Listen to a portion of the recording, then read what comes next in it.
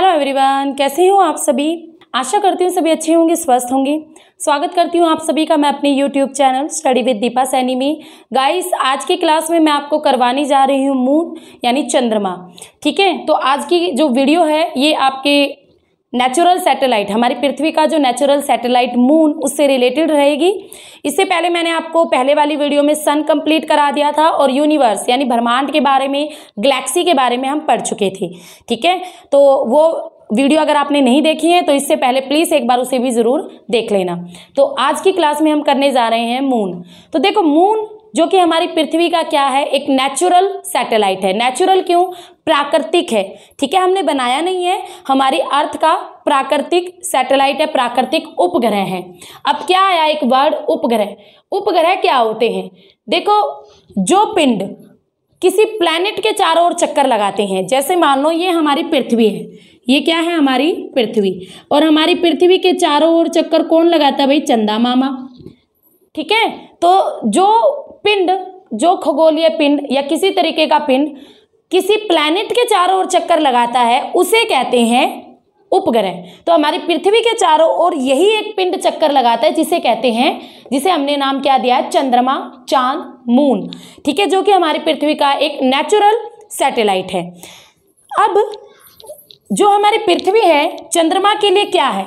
चंद्रमा के लिए है मातृ ग्रह। ठीक है, ये सारे क्वेश्चन बनते हैं एग्जाम में। ठीक है, चंद्रमा के लिए क्या है? पृथ्वी, मातृ ग्रह। और एग्जाम में पूछा जाता है पृथ्वी का पुत्र किसे कहा जाता है? तो भाई पृथ्वी का पुत्र कौन है? चंद्रमा। वेदों में, हमारे जो वेद हैं उसमें भी पृथ्वी के पुत्र की संज्ञा दी गई है। किसको? चंद्रमा को। और भाई ये पृथ्वी के लिए पुत्र होगा तो पृथ्वी तो अपने आप ही माता बनी ना। तो मातृ ग्रह कौन सा है? चंद्रमा के लिए पृथ्वी। तो ये दोनों क्वेश्चन आपको याद रखने पड़ेंगे। अब जो हमारी पृथ्वी है और जो चंद्रमा है, अगर दोनों के साइज को कंपैरिजन किया जाए तो पृथ्वी के साइज का 1/4 भाग है चंद्रमा, या पृथ्वी के साइज का 1/4 भाग के बराबर है चंद्रमा का पार्ट। ठीक है, पूरा का पूरा चंद्रमा हमारी पृथ्वी के 1/4 भाग के बराबर है। दूसरी बात, जो चंद्रमा है, आप सबको पता है जैसे सूर्य की किरणें होती हैं, चंद्रमा भी अपनी चांदनी बिखेरता है। तो जो मून लाइट होती है, मून लाइट, देखो सिंपल सी बात है, दिन में भी चांद भी होता है, अंतरिक्ष में तारे भी होते हैं, बट हमें वो दिन में नहीं दिखते। क्यों नहीं दिखते? क्योंकि सूर्य का इतना अधिक प्रकाश होता है कि उसके प्रकाश के आगे ये चीज़ें हमें नहीं दिख पाती।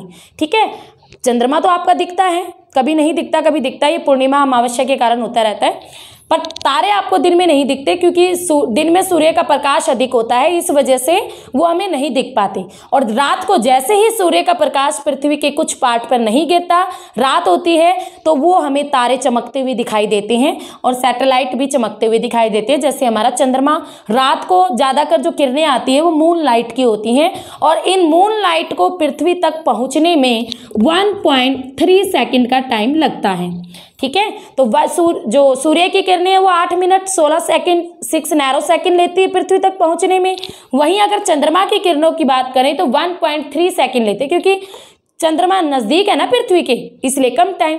तो 1.3 सेकेंड का टाइम लगता है चंद्रमा की किरणों को पृथ्वी तक पहुंचने में। अब आ जाते हैं चंद्रमा के घूर्णन और परिक्रमण पर। जो चंद्रमा है, रोटेशन और रिवॉल्यूशन। घूर्णन यानी किसी भी पिंड का अपने चारों ओर चक्कर लगाना घूर्णन कहलाता है। फॉर एग्जाम्पल आपके घर का पंखा। परिक्रमण, जब कोई पिंड किसी अन्य वस्तु के चारों ओर चक्कर लगाता है तो उसे परिक्रमण कहते हैं। जैसे चंद्रमा पृथ्वी के चारों ओर चक्कर लगाता है। अब क्या है, जो चंद्रमा है उसका घूर्णन और परिक्रमण दोनों जो अवधि है, दोनों जो समय अवधि है बिल्कुल एक समान है। यानी चंद्रमा अपने अक्ष पर भी घूमने में, एक चक्कर लगाने में उतना ही टाइम लेता है जितना पृथ्वी के चारों ओर घूमने में लगता है। और वो टाइम कितना भाई? 27 दिन 7 घंटे और 43 मिनट। 27 दिन 7 घंटे 43 मिनट, और अगर सेकंड भी लिखना चाहते हैं तो 11.47 सेकंड।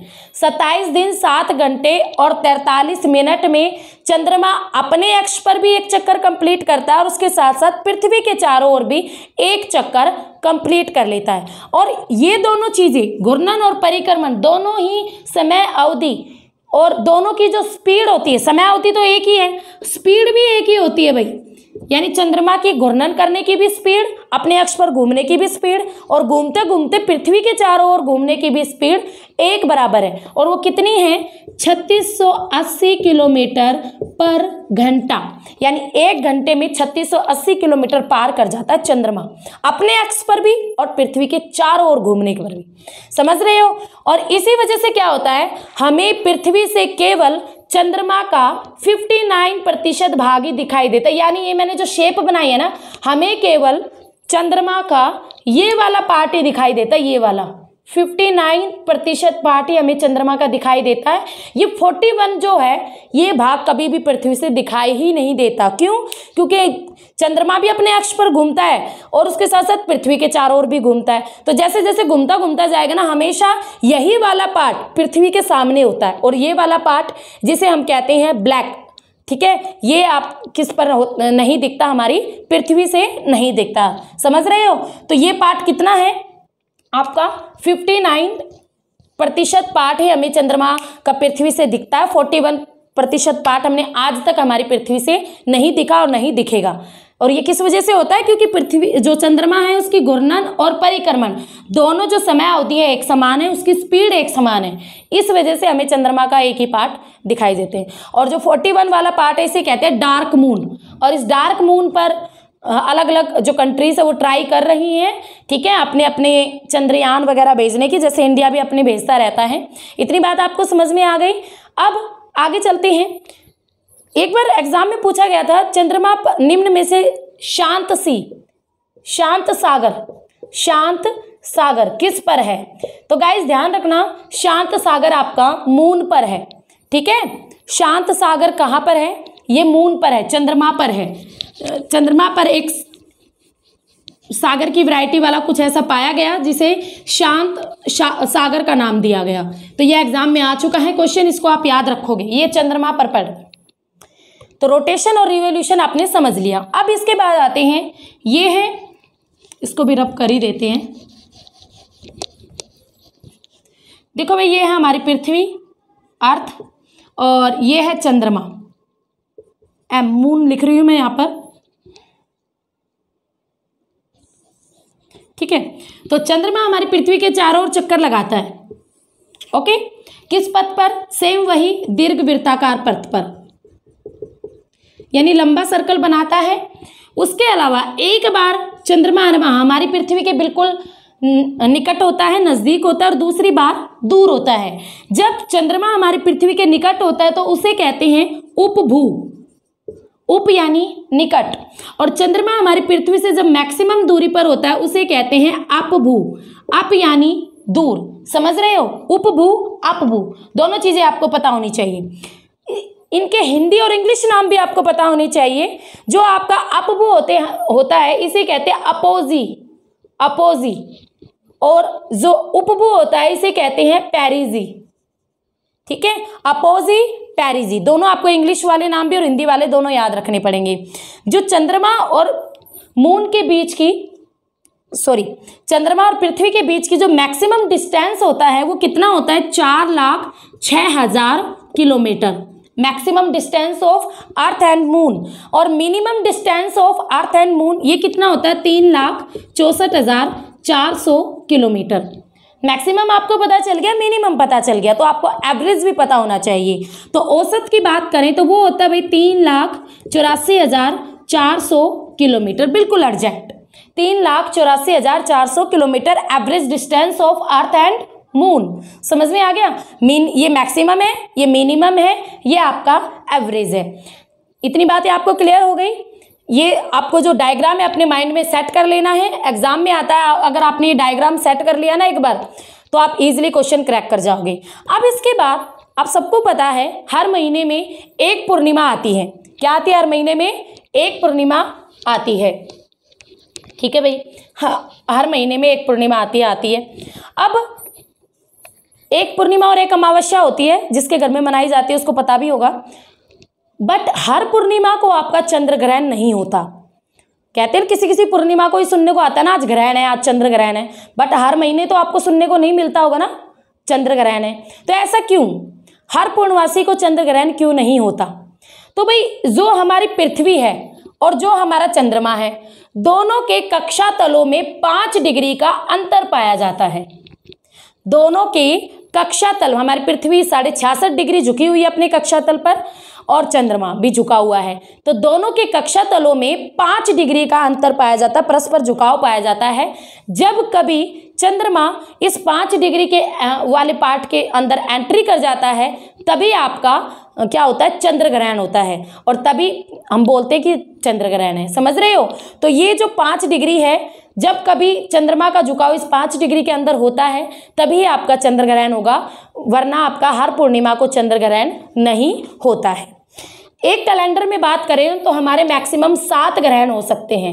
एक कैलेंडर में मैक्सिमम 7 ग्रहण हो सकते हैं, और इसमें भी सीट बुक कर रखी है किसने? सन ने कहा भाई 2 ग्रहण मिनिमम 2 और मैक्सिमम 5 ग्रहण तो मैं ही करूँगा, बाकी के जितने होंगे तू कर लियो। तो मान लो एक कैलेंडर में 2 ग्रहण सन के हुए, तो बाकी के जो 5 है वो किसके हो सकते हैं? चंद्रमा के हो सकते हैं। एक कैलेंडर में 5 अगर सन करता है तो बाकी के 2 किसके होंगे? चंद्रमा के होंगे। ठीक है, तो इस चीज को आप याद रखोगे। चंद्रमा की सतह पर एक चीज और आती है, जो चंद्रमा है इसकी सतह पर किसी वस्तु का जो द्रव्यमान है वो बिल्कुल एडजस्ट रहता है, यानी स्थिर रहता है। ठीक है, द्रव्यमान स्थिर रहेगा, बट उस वस्तु के भार में कमी आ जाती है, उसके वजन में कमी आ जाती है। कैसे? जैसे मान लो मैं चंद्रमा पर पहुंच गई और मान लो मेरा यहाँ पर वजन 60 किलो है। ठीक है, अरे मानने में क्या जाता है, मान लो 60 किलो मेरा यहाँ पर वजन है, तो चंद्रमा पर जैसे मैं चली गई, पहुंच गई, मैंने चंद्रमा पर अपने पैर रखे, तो वहाँ अगर मैं अपना वजन तोलूंगी ना, तो मेरे वजन का 1/6 भाग ही मुझे मिलेगा, यानी मुझे वहाँ पर अपना वजन केवल 10 किलो मिलेगा। ठीक है, अगर मैं अपना वजन तोलने बैठूंगी चंद्रमा पर तो मेरा वजन कितना होगा? 10 किलो।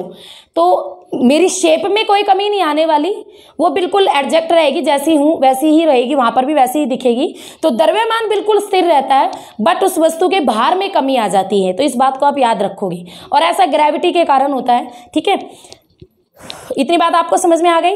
अब एक चीज और आती है, आप सबने सुपर मून, ब्लू मून, इनके बारे में सुना होगा। ये क्या होते हैं? सुपर मून, सुपर यानी भाई बहुत कुछ ज़्यादा अच्छी क्वालिटीज आ जाती है मून के अंदर, तब उसे सुपर मून बोलते हैं। सुपर मून क्या होता है? यहां पर देखो, अपभू, जब अर्थ और मून के बीच का जो डिस्टेंस है मैक्सिमम होता है उसे अपभू कहते हैं, और जब ये डिस्टेंस मिनिमम होता है उसे उपभू कहते हैं। बट कई बार ये जो मिनिमम डिस्टेंस मैंने आपको लिखवाया 3,64,400 किलोमीटर, कई बार क्या होता है ना, इस डिस्टेंस से भी कम दूरी होती है चंद्रमा और पृथ्वी के बीच में भी, यानी इस डिस्टेंस से भी बहुत कम दूरी हो जाती है। मैंने अखबार में भी पढ़ा था 3 लाख आई थिंक 50,000 कुछ इतनी दूरी थी चंद्रमा और पृथ्वी के बीच में। तो उस सिचुएशन में क्या होगा भाई, कोई चीज हमारी पृथ्वी के अधिक नजदीक आ गई तो हमें क्या दिखाई देगी? बड़ी दिखाई देगी। तो चंद्रमा हमारी पृथ्वी से बड़ा दिखाई दिया। ठीक है, कितना बड़ा दिखाई दिया? 15% बड़ा दिखाई दिया। ठीक है, आम दिनों से, आम दिन में जितना हमें चंद्रमा दिखता है उससे 15% अधिक बड़ा दिखाई दिया, और स्पार्कल करता हुआ नजर आया, यानी चमकीला दिखाई दिया। कितना स्पार्कल? भाई रोज के दिनों से 30% अधिक स्पार्कल करता हुआ नजर आया। और इसी सिचुएशन को क्या कहा जाता है? Super moon. Super moon. ठीक है, जब चंद्रमा और पृथ्वी के बीच की दूरी मिनिमम होती है, उस सिचुएशन में कई बार चंद्रमा पृथ्वी के बहुत अधिक नजदीक आ जाता है, और चंद्रमा पृथ्वी से 15% अधिक बड़ा और 30% अधिक चमकीला दिखाई देता है। तो उस सिचुएशन को नाम दिया गया सुपर मून। समझ में आ गया? दूसरा आता है ब्लू मून। अब देखो, मैंने ब्लू लगाया तो इसका मतलब ये मत समझना कि मैं नीले कलर की बात करना चाह रही हूँ, नीले कलर से इसका कोई संबंध नहीं है। ब्लू मून क्या होता है? सिंपल सी बात है, आप सबको पता है एक महीने में एक पूर्णिमा और एक अमावस्या आती है। बट अगर किसी महीने में अगर हम बात करें, आपकी 2 पूर्णिमाएं आ जाएं, कैसे? अभी बताती हूँ मैं आपको। मान लो भाई 1 तारीख को आपकी पूर्णिमा है, उसके 14 दिन बाद मान लिया हमें 15 तारीख को अमावस्या आ गई। ये दिन घटते बढ़ते रहते हैं ना, 13-14 दिन का ही अंतर होता है पूर्णिमा और अमावस्या के बीच में। और मान लो इसके 15 दिन बाद यानी 30 तारीख को फिर से पूर्णिमा आ गई, तो क्या हुआ? 1 महीने में 2 पूर्णिमा हो गई। समझ रहे हो? 1 महीने में 2 पूर्णिमा हो गई। तो जो भाई इसको तो छोड़ दो, ये तो नॉर्मल सी बात है पहले वाली। तो दूसरी पूर्णिमा का जो चांद होगा दूसरी पूर्णिमा का जो चांद होता है ना, इसे कहा जाता है ब्लू मून। दूसरी पूर्णिमा का जो चांद होता है उसे क्या कहेंगे? Blue moon. और आपका जो 2018 था वो ब्लू मून ईयर था, ठीक है, जो 2018 था वो ब्लू मून ईयर था। समझ में आ गया? तो एक महीने में जब 2 पूर्णमासी होती है तो दूसरी पूर्णिमा के चांद को ब्लू मून कहा जाता है। तो सुपर मून, ब्लू मून, ये सारी चीजें आपको समझ में आ गई हैं। नेक्स्ट आता है चंद्रमा का व्यास। अगर चंद्रमा के डायमीटर की बात करें, व्यास की बात करें तो वो कितना है? तो गाइस जो चंद्रमा के डायमीटर की बात करें तो 3475 किलोमीटर है, ठीक है, डायमीटर यानी व्यास चंद्रमा का। आयु की बात करें तो ऐसा कहा जाता है कि चंद्रमा की जो आयु है वो हमारी पृथ्वी की आयु के जितनी ही है, जितनी आपकी पृथ्वी की आयु है। दूसरी बात, इसकी उत्पत्ति की बात करें तो ऐसा ही कहा जाता है कि 460 अरब वर्षों पहले चंद्रमा की उत्पत्ति हुई है। इतनी बातें आपको समझ में आ गई। अब इसके बाद चंद्रमा पर सबसे पहले कदम किसने रखा? आप झट से बता दोगे मैम नील आर्मस्ट्रॉन्ग ने रखा, सबको पता है, बट दूसरे व्यक्ति कौन थे जो चंद्रमा पर गए थे? ठीक है, पहला तो सबको याद रहता ना, दूसरे को भी तो याद करो। चंद्रमा पर पहुंचने वाला सबसे पहला व्यक्ति था, आप सबको पता है, नील आर्मस्ट्रॉन्ग। ओके भाई, बढ़िया बात है, आपको याद है। दूसरा व्यक्ति कौन सा था? दूसरा कौन सा था? Edwin Aldrin. अब गाइस एग्जाम में दूसरा व्यक्ति पूछे जाने लगा है तो आपको ये याद रखना है, एडविन एल्ड्रिन, ये दूसरे व्यक्ति थे जिन्होंने चंद्रमा पर कदम रखा था। ये कब पहुंचे थे चांद पर? 21 जुलाई 1969 को। और जो ये लेके गए थे ना अंतरिक्ष यान, उसका नाम क्या था? Apollo XI। अब ये XI कुछ भी हो सकता है, इसलिए मैं XI ही बोल रही हूँ, X1 हो सकता है, कुछ भी हो सकता है। अपोलो XI अंतरिक्ष यान के द्वारा ये चंद्रमा पर गए थे। और ये जानकर भी हैरानी होगी कि चंद्रमा ही एक ऐसा पिंड है या एक ऐसा सैटेलाइट है जिस पर सबसे पहले किसी व्यक्ति ने कदम रखा पूरे अंतरिक्ष में, ठीक है। उसके बाद गए हैं किसी अन्य जगह पर, तो सबसे पहले जो व्यक्ति पहुंचा किस पर था? चांद पर ही पहुंचा था। तो भाई ये जो थे पहले और दूसरे कदम तो आपने देख लिए, पर ये कुल टोटल 12 यात्री गए थे। 12 गए थे बंदे, ऐसा नहीं है 1-2 ही गए थे, 12 यात्री गए थे अपोलो XI में। और ये वहाँ से चंद्रमा पर से जो चट्टानें हैं, जो वहाँ की मिट्टी है, उसके 380 ग्राम के नमूने लेके आए थे, यानी 380 ग्राम के नमूने लेके आए थे, सैंपल लेके आए थे, ठीक है, चांद पे से, वहाँ की चट्टानों के, वहाँ की मिट्टी के। तो इतनी इन्फॉर्मेशन आपको चंद्रमा के बारे में पता होने चाहिए। ओवरऑल मैंने सब कुछ आपको बता दिया है, कुछ मिसिंग होगा तो नेक्स्ट वीडियो में मैं आपको बता दूंगी। तो कैसी लगी वीडियो? अगर आपको अच्छी लगी तो प्लीज़ लाइक शेयर कर देना, न्यू हो तो सब्सक्राइब कर लो मेरे चैनल को, और क्या कहूँ, मैक्सिमम शेयर करा करो गाइस, ताकि मुझे अच्छा रिस्पॉन्स मिले और मेरा मन करे आपके लिए अच्छी अच्छी वीडियोस बनाने का। तो फिर मिलेंगे, तब तक के लिए have a nice day. Okay.